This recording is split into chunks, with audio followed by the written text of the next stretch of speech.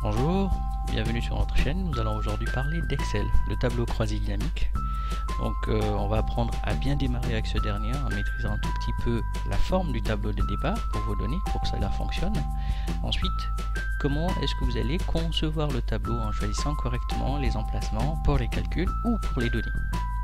Et au final, pour ceux qui sont déjà habitués au tableau croisé, on parlera de comment retrouver une fonctionnalité d'avant, celle qui permet de glisser les champs directement dans le tableau. C'est parti! Le tableau croisé dynamique, qu'est-ce que c'est? C'est un outil de synthèse de données qui vous permet donc d'avoir des informations à partir d'une liste de données brutes ou une table. Alors, pour bien commencer, il faut savoir qu'est-ce que c'est qu'une liste de données et qu'est-ce que c'est qu'une table. Donc c'est ce que vous avez à gauche en fait. C'est une organisation assez simple. Remarquez que vous avez toutes les cellules qui sont indépendantes. Chaque cellule contient une information, donc pas de fusion surtout. Voilà. Les titres, donc c'est des titres par catégorie de données. Par exemple, vous voyez, on a une colonne fournisseur.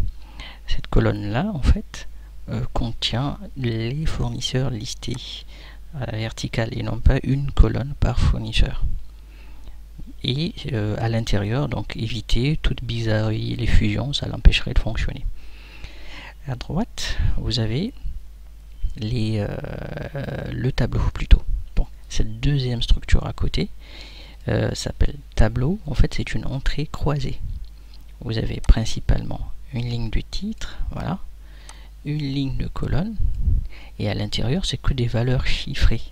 Parfois on peut y saisir du texte par extrapolation des bizarreries encore une fois, mais gardez en tête une chose, le tableau croisé dynamique fonctionne avec cette sorte de structure principalement et pas celle-ci. Ok, donc vous pouvez à tout moment en fait essayer de ramener vos données sous ce format pour que ça marche. Il y a une technique qui utilise les tableaux croisés dynamiques pour faire une synthèse à partir de plusieurs tableaux sous ce format. On en parlera après. Mais en entendant, ce qu'il faut garder en tête, c'est que pas de tableau de ce type, mais plutôt garder un tableau sous forme liste que vous avez sur la gauche. Et en général, aujourd'hui, la plupart des systèmes d'information vous permettent de faire des extractions de données afin d'obtenir justement une liste d'entrée de jeu. Donc tout au long, nous allons manipuler plutôt une liste et pas un tableau.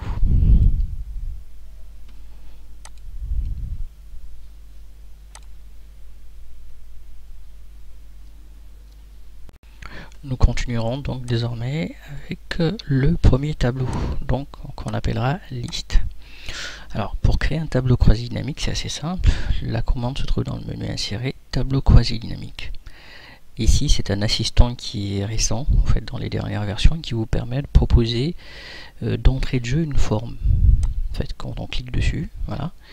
Donc, il reconnaît les valeurs textuelles, il nous fait une analyse, vous voyez, par catégorie, des prix unitaires, de la somme des prix unitaires, ça n'a aucun sens.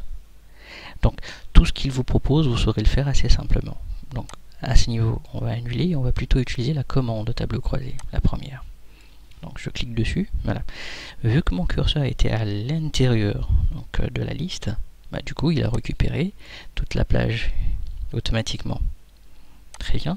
Maintenant il s'agit de décider où est-ce qu'on le dépose. Soit une nouvelle feuille, par défaut c'est cette option, ou si j'ai une feuille prévue à cet effet, je coche cette case et je vais sur la feuille, sélectionner une cellule et faire OK. On va faire un essai ici. Voilà. J'ai ce qu'on appelle un tableau croisé dynamique. Donc c'est une zone qui est là, qui est contrôlée par Excel, et j'ai la liste des titres des colonnes à utiliser pour générer mon rapport. Très bien. On va en faire un autre, cette fois sur une nouvelle feuille. Voilà. Très bien. Alors je vais plutôt rester sur une nouvelle feuille, il va m'en créer une automatiquement. Voilà. Donc j'ai le loisir de renommer la feuille, et voilà ma zone pour le tableau croisé dynamique. Alors maintenant, comment est-ce qu'on crée un rapport? C'est assez simple. Il faut avoir un besoin formulé sous forme de phrase, assez simple. Je veux par exemple compter le nombre de revues achetées par catégorie. Alors c'est simple, c'est tout bête. Je coche d'abord la colonne qui contient la catégorie en question. Donc voilà, vous voyez, c'est les catégories en fait de mes revues achetées. Et ensuite, je veux compter le nombre de revues. Alors, quand il faut faire du comptage, soit vous avez une colonne sur laquelle vous voulez vous appuyer, sinon vous prenez une colonne textuelle et vous la placez dans la zone des calculs. Mais je vais continuer à cocher simplement. Donc, je vais juste cocher. Très bien. Donc, à ce niveau, vous remarquez qu'il va directement mettre tout ce qui est textuel à l'intérieur de cette zone qui s'appelle zone des lignes par défaut. Ok, mais moi je veux compter le nombre de quantités achetées par produit. Je vais cocher cette case là. Et vous voyez, il la met directement dans la zone en dessous. Donc tout ce qui est textuel va arriver automatiquement là. Et tout ce qui est numérique arrivera automatiquement là. Si d'entrée de jeu ça nous convient, bah super, c'est le jackpot. Autrement, bah, il faudra réadapter, qu'on verra pour la prochaine fois. Donc le rapport qui est là est conçu à l'aide donc de ce qu'on appelle la liste d'échelons qui est à droite, et vous avez aussi au-dessus deux autres outils qui apparaissent en fait, analyse et création, selon les versions. Donc si votre curseur n'est pas à l'intérieur de la zone du tableau croisé, ici, tous les outils que vous avez pour pouvoir piloter le tableau vont disparaître. Donc, exemple, je vais cliquer en dehors, voilà, il n'y a plus rien. Je clique là-dedans, voilà, j'ai déjà tout. Donc, je vais décocher pour ôter un champ de mon analyse. Il faut que les titres de vos colonnes aient un sens. Et comme ça, la formulation de votre question vous permet directement de créer ce rapport. Exemple, je souhaite savoir par fournisseur combien de produits est-ce qu'on est livré. Bah, je coche fournisseur, combien de quantités achetées par fournisseur. Donc je coche fournisseur, quantité, voilà. Donc par défaut le système utilise la somme, on verra comment changer ça dans d'autres cas. Et à ce niveau vous avez donc des options assez simples. Alors maintenant je vais décocher cela et on va parler des personnes qui ont déjà eu à utiliser le tableau croisé dynamique dans les anciennes versions. Vous aviez l'habitude de glisser donc ces éléments-là directement à l'intérieur du tableau, ce qui est plus possible dans les nouvelles versions.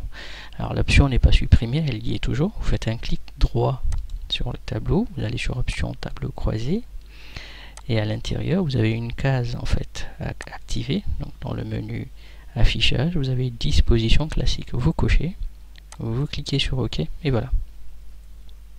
Vous gardez bien sûr cette approche là, vous pouvez juste cocher les informations qu'il vous faut, mais sinon pour retrouver vos marques, bah, vous avez juste à cocher cette option.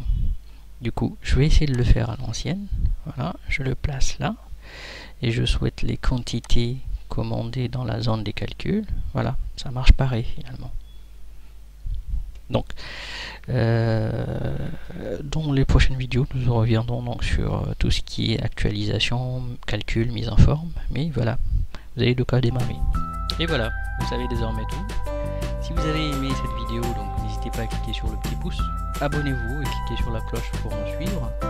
Merci et à bientôt.